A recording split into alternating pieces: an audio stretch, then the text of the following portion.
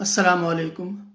वालदा की तबीयत बहुत नाजुक महसूस हो रही है, दुआ फरमाएँ। जुमा है, जुमे में अपने मामूलात का ख्याल रखें और 2-3 शेर सुन लीजिए जो अभी हुए हैं। खुदाया, एक बच्ची की सिफारिश पर हुए हैं ये। खुदाया बंदाए कमज़ोर हूँ, मुझ पर करम फरमा।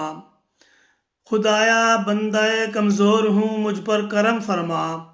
परेशान हाल हूँ, मेरी परेशानी को कम फरमा। मैं अक्सर बेसहारा हूँ, मैं अक्सर बेसहारा हूँ, मेरा दुनिया में बस तू है। मेरा हामी, मेरा नासिर, मेरा फरियाद रस तू है। दुखों की आंधियों का ज़िस्त में मौसम ज़ियादा है। दुखों की आंधियों का ज़िस्त में यानी ज़िंदगी में मौसम ज़ियादा है कि खुशियाँ हैं बहुत थोड़ी, हुजूम गम ज़ियादा है।